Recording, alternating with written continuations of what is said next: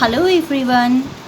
Today I'll ask you one question, which is the way we communicate with each other, how we communicate with each other. What does the answer comes? You all will say it's a language. So language is a means of communication between one person with the other person. Same thing when we are studying chemistry, we need to communicate what we are studying, we need to communicate the formulas, we need to communicate the compounds, the other elements. So we need to communicate via a language, and that is called as language of chemistry. So language of chemistry has so many things. It has symbols, it has radicals, it has cations, it has anions, it has formulas. So we will deal with all these things one by one today. Now children, you all have studied about symbols right from class 7. 8 also you have studied all these things. So same thing we will be studying again over here in language of chemistry. So first we will start with symbol. Symbol, you all know what is a symbol. Now the first thing that comes with symbol is nothing but it's an abbreviation for an element. Now abbreviation means what? Abbreviation is nothing but the short form that we use for the name of the elements. Now this name of the elements symbols are given by different ways. For example, the first one you can see there are so many symbols for all these compounds. You will get different kind of symbols, and the symbols are here. You all can see they are one-lettered symbols. They all are one-lettered symbols. For example, you can see hydrogen.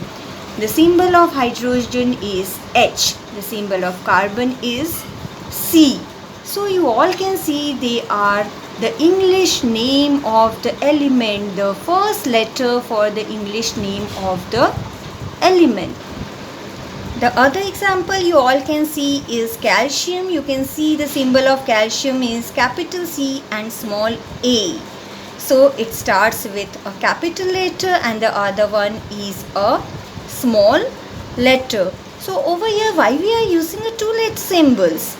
We are using two-letter symbols because sometimes it happens that two elements are having the same initial starting letters. So you cannot have the same symbol for two elements. For example, you can see carbon. The first letter for carbon is C. For calcium, the first letter is C. For chromium, the first letter is C. So we have to change the symbol of calcium and chromium. So along with the first letter, we need to put some other prominent letter in their names. That's why you can see for calcium we are using capital C small a. For chromium we are using capital C small r. For chlorine we are using capital C small l. There are few symbols which are derived from Latin names. You all can see the Latin name of copper is cuprum. So the symbol of copper is Cu. The Latin name of iron is ferrum. So the symbol for iron is Fe. So children, you all can go through the symbols of some common elements you have studied so far, and you can practice the symbols of all these elements which are there in the table at home. Next we will start with valency. Children, you all have studied, but till now you know that valency is nothing but the combining capacity of a particular element. For example, sodium, you all know sodium has total of 11 electrons. So the configuration for sodium is 281. It means it has one electron in the outermost shell. So either it will give that electron or either it will take that electron. So we all can say that valency is nothing but the number of electrons which are lost or number of electrons which are gained or which number of electrons which are shared between the particular elements. It is called as valency of that particular element.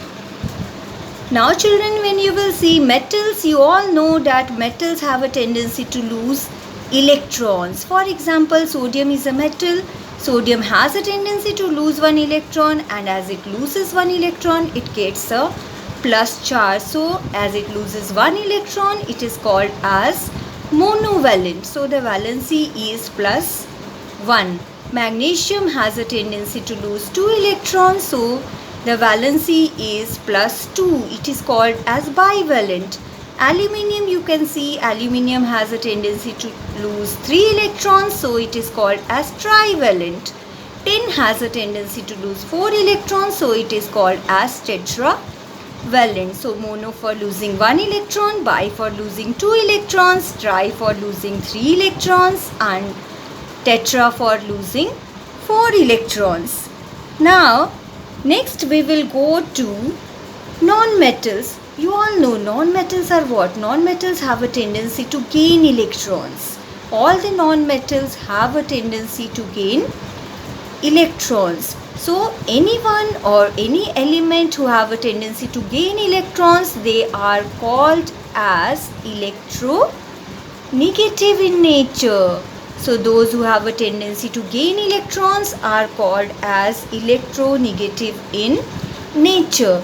Now non-metals, you can see iron is a non-metal. It has a tendency to lose one electron, and as it loses one electron, it gets a minus charge. So it is F minus. Here the valency is minus 1.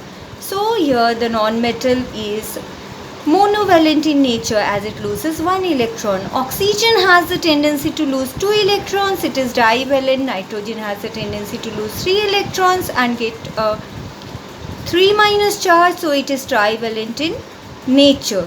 So they are negative ions. Non-metals lose electron and they form negative ions. They are electronegative in nature. Next we will start with radicals. Now radicals, children, you all know they are charged species. They are charged species. So species can be atom or they can be group of atoms. So atoms or group of atoms having charge on them are called as radicals. You can see hydrogen has a plus charge, sodium has a plus charge, magnesium has 2 plus charge, calcium has 2 plus charge. So all these are called as radicals. So whenever you write valency on a particular elements, they turn into radicals. So they can be electropositive, they can be electronegative. Now hydrogen, you all can see hydrogen has a plus charge. It is H plus. So it is a basic radical. It is forming a cation. So it is a basic radical. And next is acid radical. You all can see the examples of acid radicals. You all can see acid radicals are all negatively charged ions.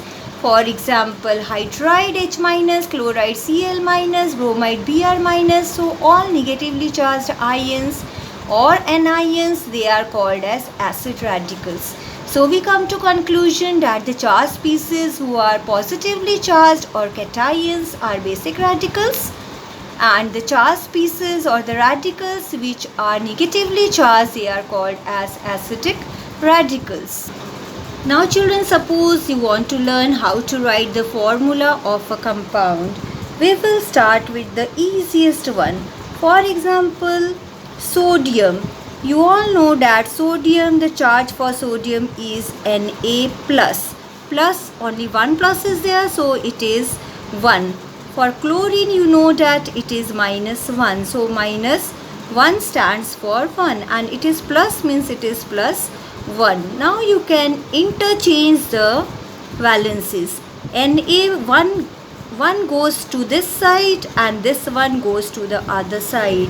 So how many Na? 1. So it is Na.